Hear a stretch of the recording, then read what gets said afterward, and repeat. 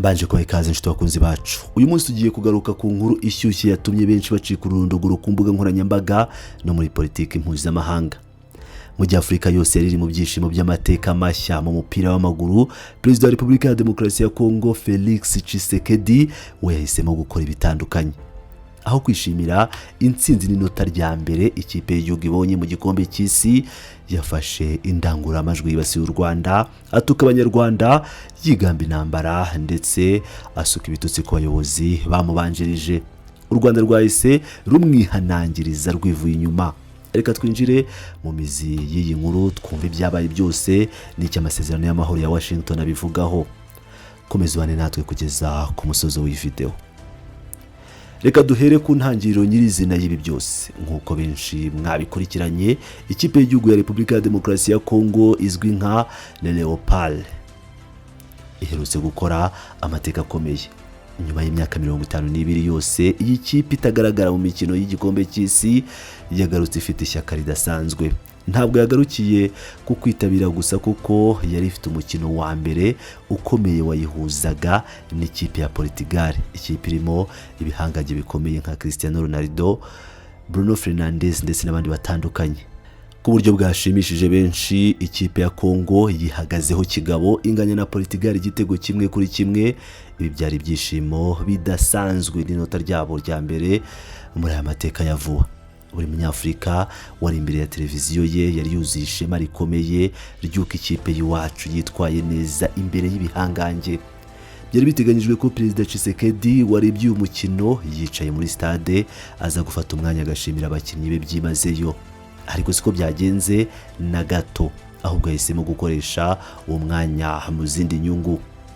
Aho kuzamura ibendera ry'igihugu cye mu by'imikino, Perezida Tshisekedi Chilombo wari mu ruzinduko muri Leta Zunze Ubumwe za Amerika yahuye n'abanyekongo baba muri icyo gihugu, ababita aba diaspora.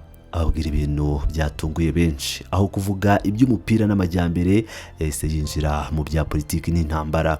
Yabwiye imbaga yari aho ko abakinnyi babo bakoze ibitangaza, kuko benshi batekerezaga ko bari bugorwe n'ibihangange nka Cristiano Ronaldo.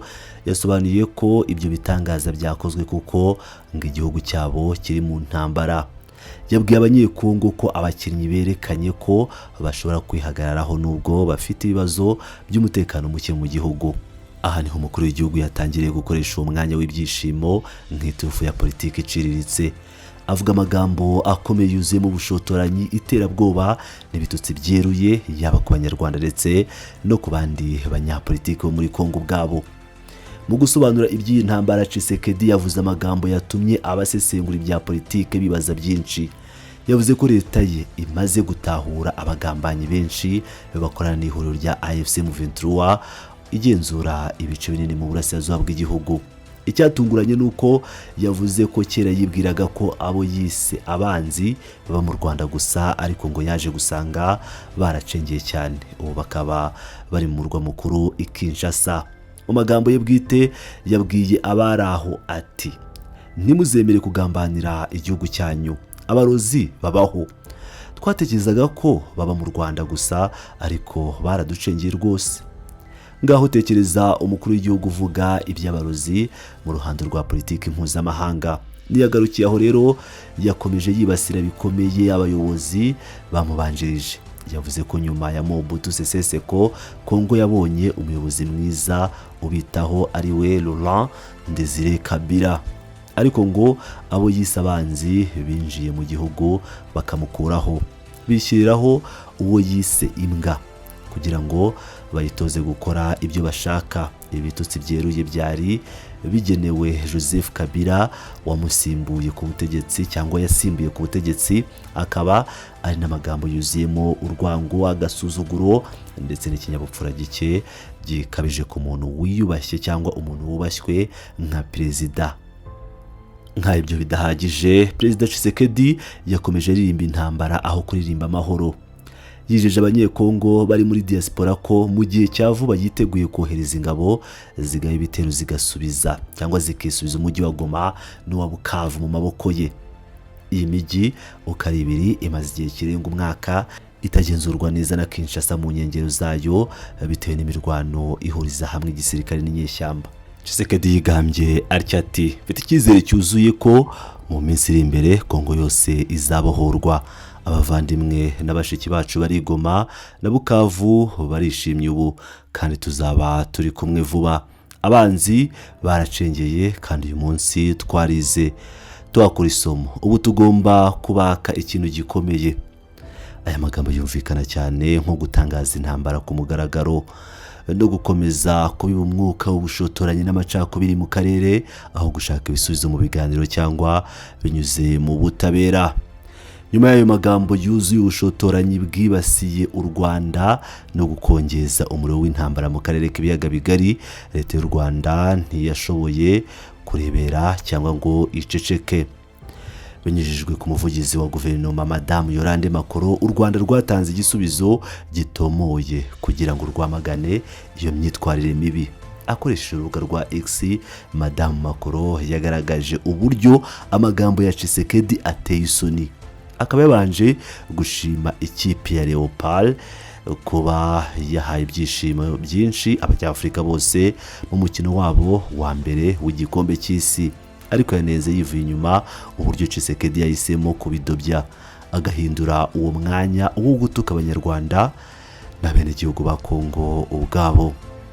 Yolande Makoro yagize ati Leopard yashimishije Afurika mu mukino wabo, ariko Perezida Tshisekedi yahisemo kudobya ibi bihe atuka abanyarwanda n'abanyekongo, ndetse abikorera ku butaka bwa Leta Zunze Ubumwe za Amerika, yigamba gukomeza kugaba ibitero no guteza intambara mu burasirazuba bwa Kongo. Yongeyeho kandi ko Tshisekedi yafashe ibikorwa byiza by'imikino akabikoresha mu nyungu ze bwite za politike iciriritse, ashimangira ko amagambo ye agaragaza agasuzuguro no kutemera amasezerano ya Washington ndetse n'intego zayo. Reka noneho twibukiranye iby'aya masezerano ya Washington yavuzwe n'umuvugizi wa guverinoma y'u Rwanda kugira ngo twumve uburemere bw'ibyo Perezida Tshisekedi ari kwirengagiza. Aya ni amasezerano akomeye cyane yasinywe hagati y'u Rwanda na Repubulika ya Demokarasi ya Kongo ku itariki ya 4 Ukuboza 2025. Ayo masezerano yaragamije gushakira igisubizo kirambye ikibazo cy'umutekano muke mu karere kacu. Muri aya masezerano harimo ingingo ikomeye iteganya ko hagomba gusenywa burundu umutwe w'iterabwoba wa FDLR. Ibikorwa bikozwe n'ingabo za Repubulika ya Demokarasi ya Kongo ubwazo mbere y'ikindi kintu cyose. Amasezerano avuga kandi ko ibi byo gusenya uwo mutwe nibimara gukorwa neza, u Rwanda narwo ruzahita rukuraho ingamba z'ubwirinzi rwari rwarafashe mu rwego rwo kurinda umutekano w'imipaka. Byongeye kandi muri ayo masezerano harimo ingingo ikomeye cyane yo gucyura impunzi z'abanyekongo zimaze igihe mu bihugu bituranyi nk'u Rwanda. Aya masezerano y'ingirakamaro rero niyo Tshisekedi ari kwirengagiza, agahitamo kuvuga iby'intambara gusa mu gihe hari inzira y'amahoro yari imaze kwemezwa no gushyirwaho umukono imbere y'amahanga. Usibye iby'umutekano n'amahoro gusa, amasezerano ya Washington yarakuyemo ibintu byinshi byiza byashoboraga guteza imbere abaturage b'ibihugu byombi mu bukungu. Urwego rw'ibikorwa remezo hari hitezwe ku Rwanda na Repubulika ya Demokarasi ya Kongo bizongera imbaraga mu bufatanye bwo kubaka urugomero rw'amashanyarazi rwa Rusizi ya 3. Urugomero rwari rwitezweho gutanga amashanyarazi menshi angana na megawate 206 yashoboraga gucanira abaturage barenga 300,000. Uyu mushinga mugari wari uteganyijwe kuzura mu mwaka wa 2030 ugatwara akayabo ka miliyoni 800 z'amadolari y'Amerika. Kutubahiriza aya masezerano no gutakaza aya mahirwe akomeye ku baturage. Ikindi twavuga nibijyanye n'amabuye y'agaciro. Aha amasezerano yavugaga ko ibihugu byombi bizajya mu cyiciro gishya kireze gucukura amabuye gusa, ahubwo bagatangira kuyatunganya imbere mu karere. Ibi byagombaga gutuma abaturage bacu babona inyungu nyakuri no kwihangira imirimo. Hashyirwaho amategeko ahuriweho ajyanye n'umutekano w'ubucuruzi bwabyo. Ntitwakwibagirwa ko ibihugu byombi byagombaga kwifatanya mu mushinga wo gukura gaze metane mu kiyaga cya Kivu. kugira ngo bitunganywemo amashanyarazi menshi. Icyakora ku ruhande rwa Repubulika ya Demokarasi ya Kongo bigaragara ko ayo masezerano yabaye amasigara cyicaro, ni ukuvuga ngo nta gaciro kuri yo bifite na gato. Mu gusoza, guverinoma y'u Rwanda ikomeje guhamya ku mugaragaro no kwizera idashidikanya ko ibihugu byombi bifite amahirwe menshi cyane byabyaza umusaruro binyuze mu bufatanye bwubahiriza amasezerano byagiranye. Ibi byatuma ibihugu byombi byirinda amakimbirane ahora yiyongera n'intambara zidashira.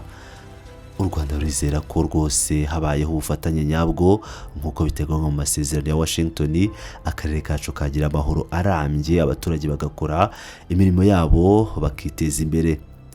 Ngayo nguko nshuti bakunzi bacu, niwo mwuka ukomeje gututumba hagati y'ibihugu byombi nyuma y'ijambo ryavugiwe muri Amerika. Ese wowe nk'umuntu ukurikira urabibona ute? Urumva koko iyi myitwarire ya Perezida Tshisekedi yo kwirengagiza amasezerano y'amahoro agashishikariza abantu intambara izageza akarere?